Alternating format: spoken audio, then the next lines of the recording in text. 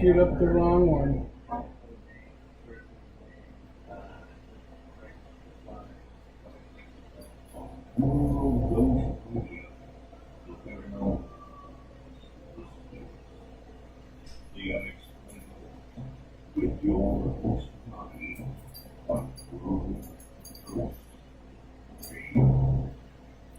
Hey, how's it going? Right now, we are live on World Ghost Radio, and I got my co-host Kim here.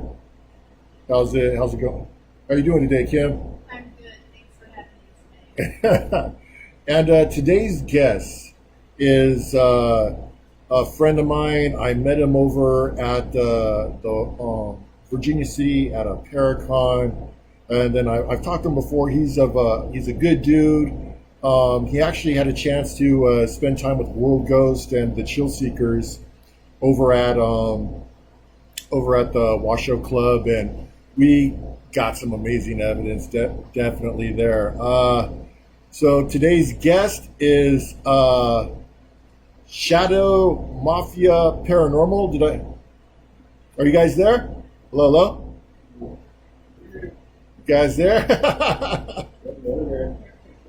We're here. Okay, I know Facebook, it's going to be a little bit hard to hear, so if you guys could tune in to radiovegas.rocks, you'll be able to hear them over the phone. Unfortunately, we were having some technical difficulties, but if you guys want to check in and also be able to hear us over there and then watch the video if you like. But when I put the final clip together of this show, you'll be able to, see here. So that'll be all good. So how you guys been? What's been going on? Been busy. How long? How long have you been investigating for? Go ahead, Randy. Well, as a group, me and Darrell have been investigating together for about 5 years now. Yeah, about 5 years. 5 years. Personally, we've been investigating for obviously a lot longer. Mm-hmm. Just we lived up in the Victor Valley in our area, and pretty much history from that point on. Nice. Murphy Paranormal over in Lucerne. Yes, I know RJ, good dude, good friend of mine. Shout out to Murphy Paranormal. I got a chance to investigate out there at Nipton. Definitely on a location out there. Definitely. So what? I guess I'll start. What got you into the paranormal investigating and everything?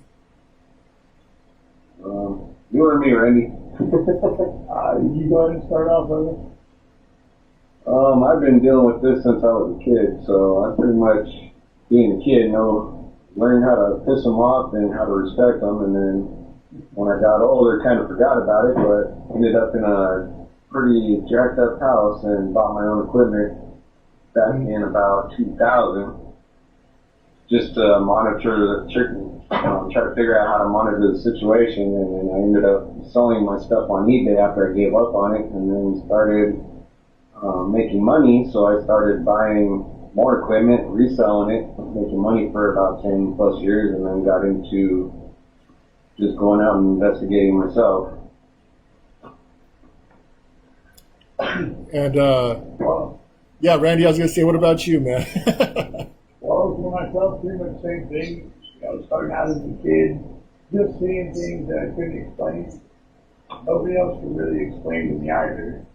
And it pretty much just picked up from there. The interest, it piqued my interest as a kid. And it just got a little bit stronger and stronger as time went on. I started doing investigations in places I shouldn't have been, and with a bunch of people that I shouldn't have probably been with. Right. It just went from there. And yeah, now we're here today. What was your guys' first investigation together? Together, that would be Murphy. Was it over in Nipton? No, it's been a Oh. ghost town up in Lucerne. Okay. There was not even I don't even think there's a name for it, but it's in Lucerne Valley. There's a bunch of houses, abandoned houses from probably the late 1800s by Go Bar Ranch. Okay. I think. Was that right, Randy? Something like that? Yeah, it was out off of the 18 and I believe 247 area, way out in the middle of Lucerne, in the heart of nowhere. But yeah, that was our first investigation together, and that's actually where I met Darrell and RJ and everyone else. Mm-hmm. And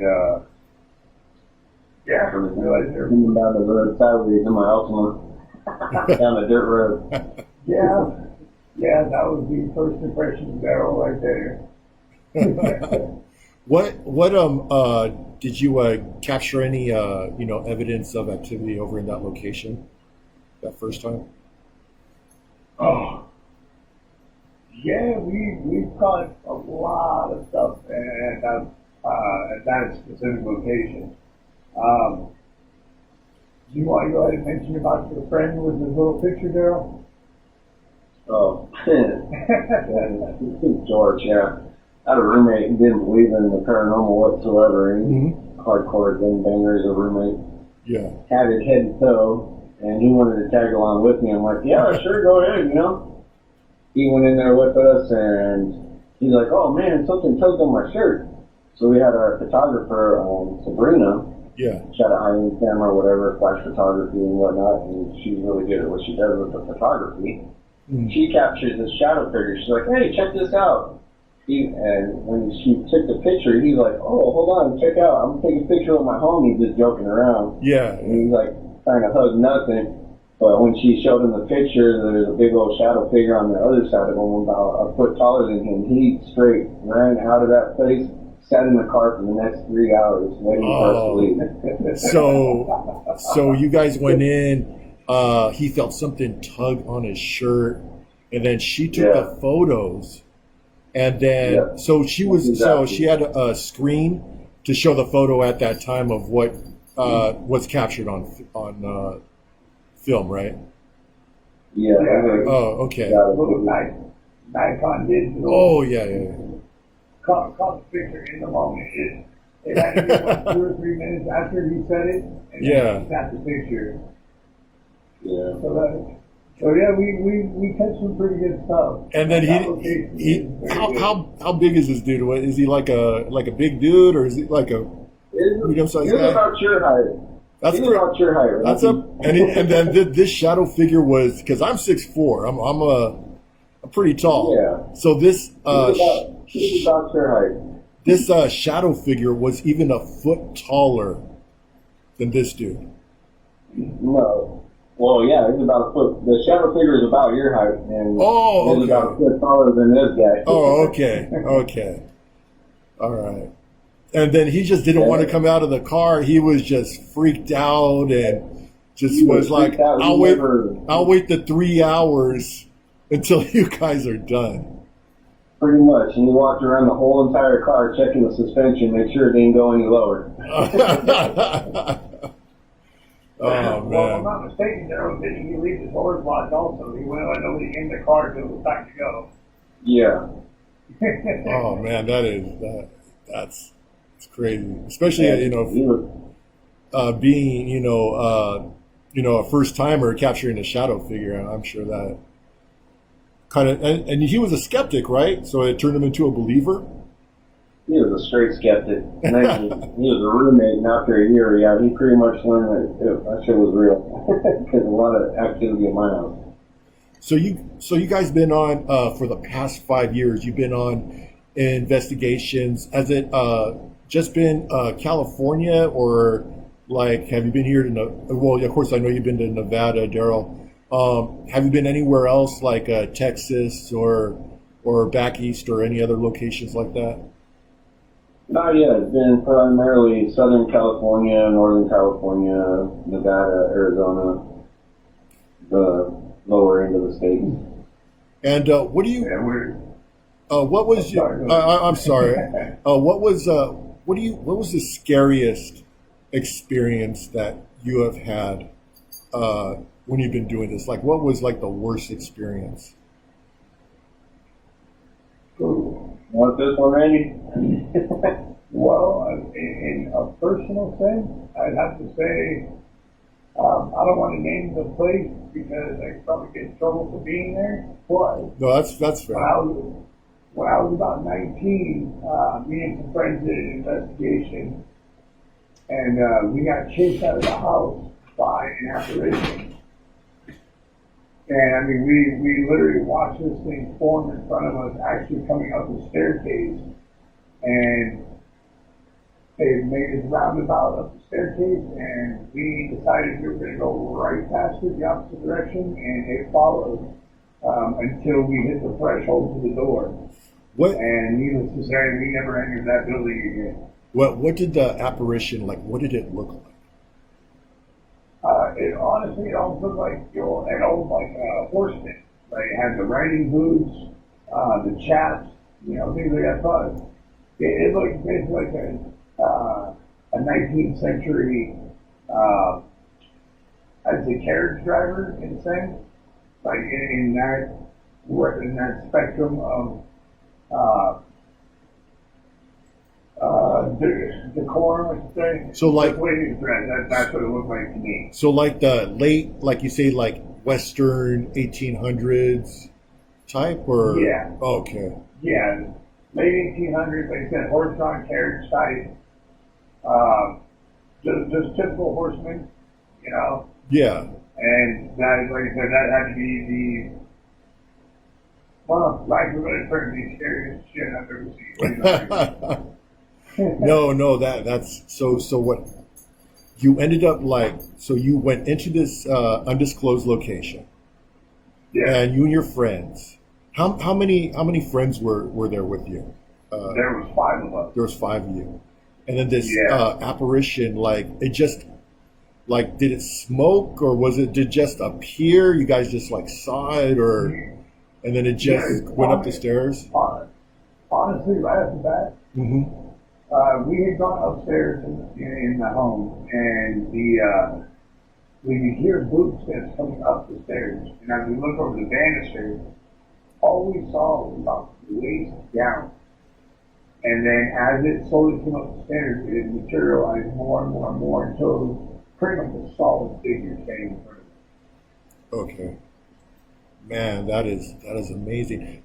Have you guys got a chance to see the Morgan City apparition caught on film?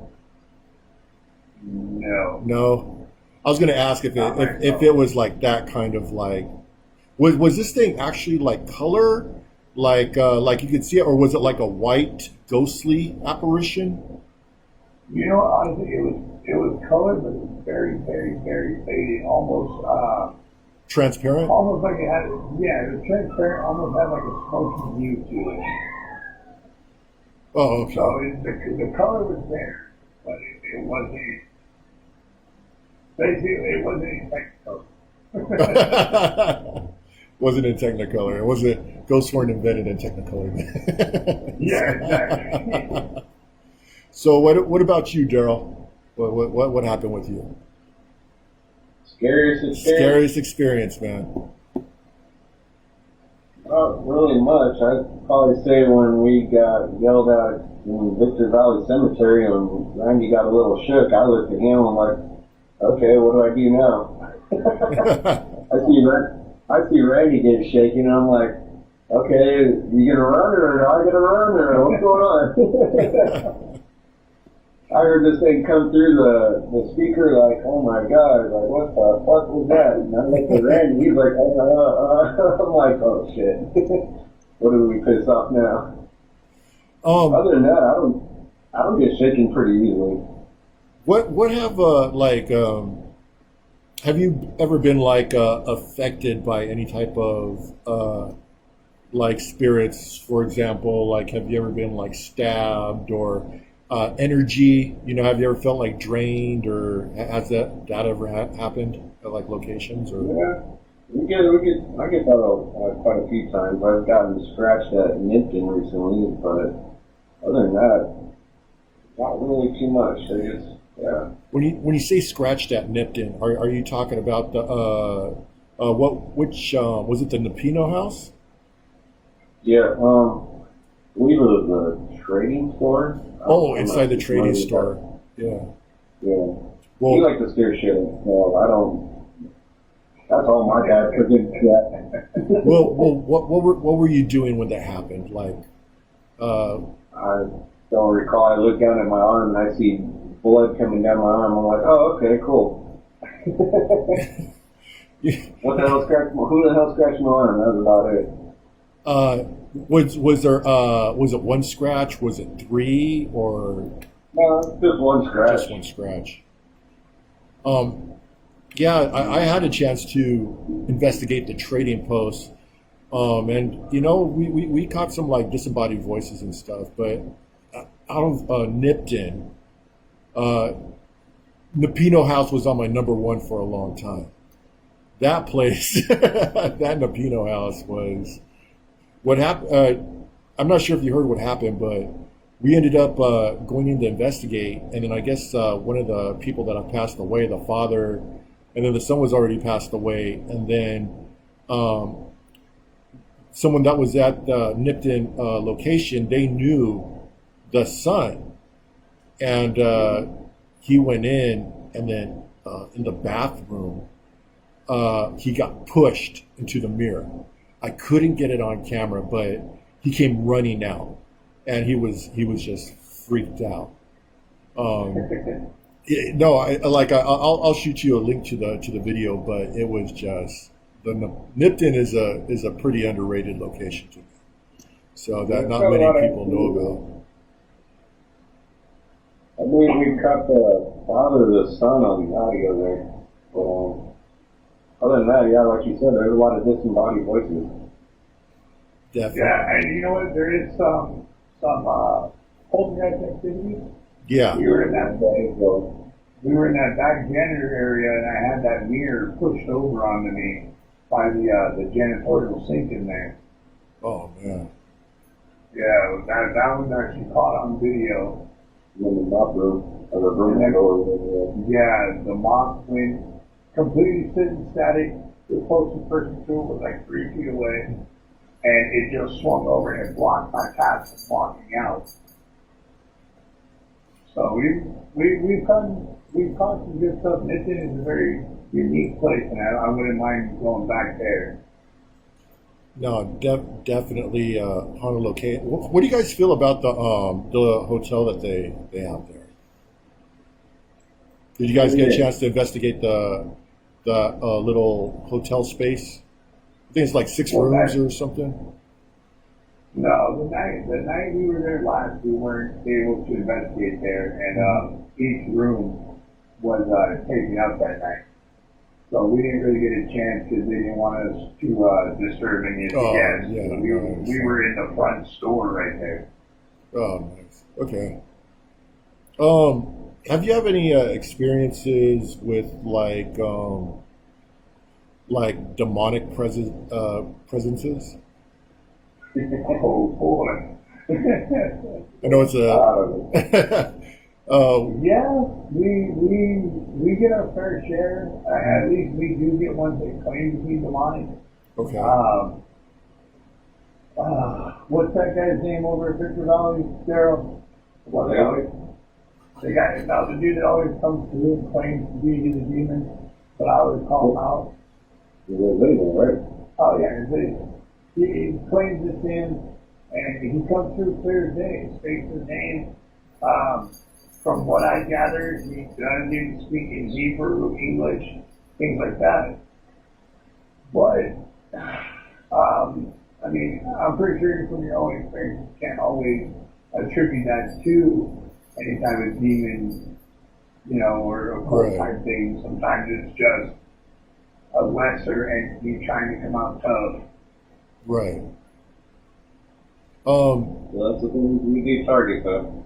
The darker side of it. Yeah. Did you guys ever come across a demon called Seven? Anybody out there Did you hear the question? Did you guys hear? No. Uh, I didn't. Kim asked if you guys ever came across a demon called Seven. Probably. Probably. Seven, like the number. No. Not that I know of. The closest we come to that is we can't remember hearing it said. That was the closest we come to that. I believe a demon is related to the seventh circle of hell or some shit like that. Yeah. I forgot what it was, but yeah, it's on one of my videos. I'm just I gonna. forgot what it was. Right now, we are live on Radio Vegas Rocks. If you guys have any questions on Facebook, on Paranormal on Air, you could shoot them to me, and then I'll shoot them to Shadow Mafia Paranormal. You guys go ahead and shoot questions and let me know. I'll be keeping an eye on the posts. So let's get back into this. Where do you think is the most haunted location that you've investigated? We got quite a few that are pretty active, but I think the most active would probably be a modern cemetery in Victorville, which is surprising. We were called out there by a few teams to check it out. One team was staring into the abyss on the East Coast. They have their West Coast team out here with the Old Boy. Mm-hmm. They called us out to check it out, and we also had Shadow Mafia Paranormal say they've been attacked, and they kind of worked together, and now we all three work together at that location. And we just go there and pretty much see what's going on, monitor it all the time, and test new equipment, not to subside the activity to say, but Right. just leave it active so we can get further into testing and just leave it be as it is and dig further into research. But as far as it goes, yeah, I'd say that place is pretty active. What type of activity has occurred? Like, what do people report happening at this cemetery? Well, I can say just from personal experience, we get a lot of shadow people, definitely disembodied. I myself have been pushed. I actually turned around to actually hit Darrell for hitting me, and it turned out he was too far away for it to be him. Wow. That's the one where we got the name of Zazel countless times. And that also is the one that Darrell was referring to earlier about the scream at us or the growl at us through our speaker. So that's why there's a lot of stuff that we picked up, and it's not only negative. We talked to one was the soldier, correct, Darrell, in the mausoleum over there. Yeah, there's a couple of places, right? Yeah. So the place has a lot of its own activity. We haven't gotten anything from any certain people except for the groups that Darrell mentioned. They told us about experiences. That's about it. Other than that, it's been all personal experience, really. Would you believe it's more active during the day or at night? That place is pretty busy because, like I said, it's a modern cemetery and slash older cemetery. There's like two sections of it. But during the day, I've had activity. I forgot what the demon's name was. I had during the day waiting for Shadow Mafia Paranormal to show up and meet up there. I had some EVPs coming through from, I guess it's the demon with the flies, Beelzebub or something like that. Yeah. I've had that on recording there during the middle of the day. But as far as during the day goes, there's a lot of people in and out of that cemetery, so we wait till they get started and everybody leaves and then set up. But it's sometimes a hit and miss there because either it's active or it's not. But there's still activity no matter what. It just depends on how much activity there is. But there is a substantial amount of activity to believe that that the cemetery is haunted. Yeah, it's very active. It just depends on like I said, it's a hit and miss, but when it's active, it's like really active. Like when Randy mentioned that he turned around to punch me for hitting him, and I was too far away. He turned around and walked towards me, and he's like, "Hey, wait a minute!" And then his door on his truck slammed. Oh man! So, yeah, I own a Sonic XP, and I had the door open. We were actually closing up, getting ready to leave, and I felt two hands on my shoulders just hit me forward. And like I said, I thought it was Darrell. I turned around to say something to him, and next thing you know, my car door slammed. Oh wow! Yeah, we've had some pretty good experiences there. There's a lot of course, equipment now. Did you guys use equipment to investigate? As far as audio or video or Just what do you guys got? What do you guys use? got everything: REM pods, cam, Zoom, tripods, pretty much everything. Blueberry. Got a portal. I'm trying to get a custom-made portal from Hub, but he won't respond to my comments. I even offered to pay double, but you know, yeah, we pretty much got everything. And then I'm about to pick up 2 high-end cameras in about a week. It's gonna run me about $3,000, but which ones are you getting? there's some new Sony cameras. They have actual stabilizers, like the drone technology.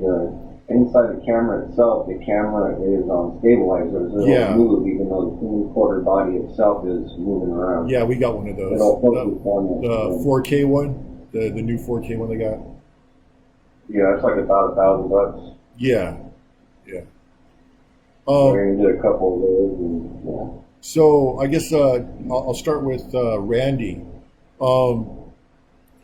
What's your favorite piece of gear while investigating? Like, do you prefer audio or cameras? You know, it's hard. It's really hard to say what my favorite piece of equipment is. I'm one of the how do you say? I'm one of the purists, I guess. I like to be as simple as possible. If I could, I would just go with the tape recorder. Right. And just go in that sense, just because I do like it when it's nice and quiet, where there's nothing possible to contaminate anything.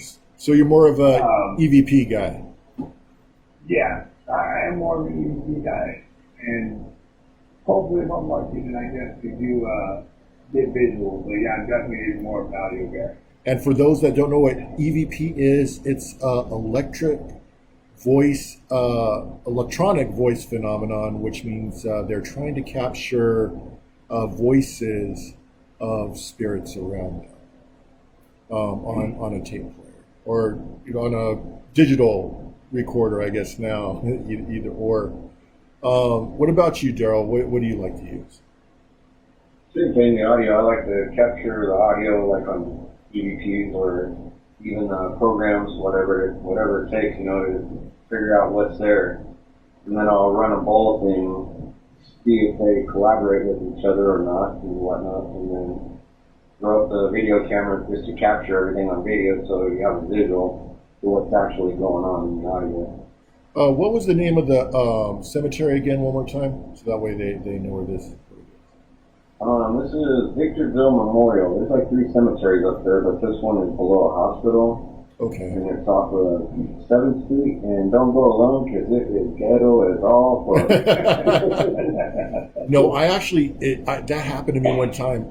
Me and a long time ago, I was on an investigation, and you got to make sure that that your stuff is safe.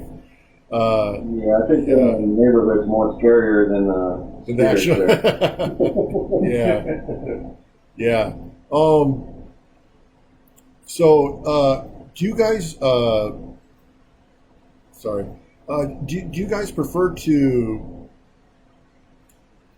work like Do you stay up till the late hours? Do you do overnights, or do you just like stay a couple hours and then try to collect what you can and then leave? Like, do you do overnight investigations, or you just like cut it off? Like, oh, I felt like I got enough evidence. I guess. Oh, sorry. Go ahead, Joe. No, go ahead. I was say we kind of do both. A lot of it is circumstantial, depending on how the night's going, or if we might have groups with us, things like that. For the most part, myself at least, I like to stay as long as possible. But it's sort of, no pun intended, but when it gets to the point where the night becomes dead, it's typically time to go home. Yeah. Yeah, pretty much same here. We'll stay as long as possible. If it's really good, we'll keep going. We might even wait for about an hour or two, see if it picks up. But some locations, like the one we got coming up, was sponsored by, what is it, Haunted, it was by Kathy. What's Kathy's name, Randy? Haunted history of Philadelphia. Yeah. Haunted history. She's on, yeah, I think Corona. They're gonna let us do the Corona Civic Center, I believe. And locations like that we're limited to time. And we'll also be joined by Pacific Coast Paranormal, and Joe Thompson runs that. Okay. But if we're at a wide open location where we have no timeline, then we'll stay as long as possible and get as much evidence as we can. But just like the Civic Center one, it's going to be a learning, public learning thing where the public will join in on the investigation, check things out, and get a feel for what goes on in the paranormal field. And I think our time cap for that is like 12 o'clock. We'll probably stay till 1. Just to keep everything running and rolling and see what we get. Nice. Do you guys do you guys got any investigations coming up, or? I don't think we have any new ones planned for right now, but we do have one in the works that we did an intel for, like Darrell mentioned a little bit a minute ago. Hopefully, if that all works out, then we'll have that big one coming, and then we do want to try to branch out and move out of just the Southern California area. So, just a heads up, if anyone out there wants to come by. What's a good place, like as far as like your bucket list? Where would you want to investigate, like if you had a chance to? Well, myself, I really, really still want to investigate Bodie. Bodie. So Bodie is on the list, huh? Oh yeah, absolutely. And Goldfield. Goldfield would be amazing. Yeah. Bodie, especially due to the fact that the seclusion of it, that's what really gets me going on that one, because there's nothing there, there's nobody there, and you just have the place to yourself. That's what draws me to that. I think some of the history on Bodie is, for those that don't know on the show, is Bodie is an abandoned location. And they say that like there's just a lot of leftover stuff there, a lot of stuff that is left. And if you take any of the items from this location, there's a possibility that you may get cursed. Is that correct? I think that's some of the history on it. That's supposed to be part of it. That's supposed to be part of it. And just for a heads up, it's also a federal offense. So, but yeah, for the most part, that's what they say. If you do take anything else from there, then there will be misfortune upon your family, I think. And I've heard like people. Oh no, go ahead. I'm sorry. I heard a lot of people, or they get mail all the time from everywhere, sending items back that they've taken. Yeah, that's what I was gonna say. Yeah, that's crazy. Man, Bodie and then Goldfield. Now, are you talking about a certain location at Goldfield, or just the city in general? city in general. Yeah, pretty much everywhere there. You know, what's going I on? heard they had a schoolhouse and all that, and a cemetery. It's all pretty haunted. Okay. Did they get attachments or plans or Oh, okay. Do you guys ever use like how do you protect yourself? Like, do you protect yourself from these entities of, uh, any type of religion or that they'll follow you or attack you? Yeah, Yeah, no. pretty much just tell them, hey, don't follow us. And that's pretty much where we leave it. Yeah. So, I just walk in holding my beer and let's do this. Walk out with another beer. Let's go. so spirits with the spirits. Pretty much. Yeah. They show up at their house, fuck it, whatever. There's a bathroom, there's a TV, have fun. I'm going to bed. Oh man. Oh, so where do you think is what would you tell? I'm sorry, I'm just trying to read. I'm trying to see if there's any questions on just real quick. I'm just doing a quick scroll. What would you tell someone that just started paranormal? Started looking for ghosts. What would you advice you would give to them? Be skeptical. Be 100% skeptical. Don't go in with your mind made up that spirits and the paranormal are real. As bad as that sounds, I know that I'm contradicting myself, but I am one of those skeptical believers. I have to see it or hear it or feel it myself to actually go, okay, this place is haunted. So just keep an open mind. Like the forest. Yeah, that was messed up. Yeah. Come on, Randy, let's go back. Nope. No, I've done that. I really didn't want to go back to Virginia City. Like I told Keith, I was like, I really don't want to go back. So but you gotta fight it. You gotta fight that fear, man. It's I horrible. love that place. Oh That yeah. place is awesome. Oh, Virginia City was great. I'd go back tomorrow if I could. How was the I only popped into the Paracon for a little bit. How was it? How was everything out there? I don't know. We were in the cemetery videotaping. Oh, okay. I thought you guys were at there. I'm sorry. Yeah. Well, we went for a minute. We were Yeah. there for a minute. The downside was during the conference itself. Yeah. Some of the talking points and the guests that were speaking, a lot of it you really couldn't hear. Oh, okay. So that's when me and Darrell decided, hey, let's go grab some lunch and then go check out the cemetery. So we disappeared in the cemetery for about 3 hours. I guess we still got a little bit of time. Kim, do you got any questions? We may have some investigations coming up. We'll going around that area if they want to ask. Yeah, if we head out over to Bodie or Goldfield, if you guys want to collaborate and venture through, you're more than welcome. Oh, yeah, all the time. Sign me up. We collaborate all the time. Where could they find your plugs, like your social media and everything, to contact you and to watch your videos?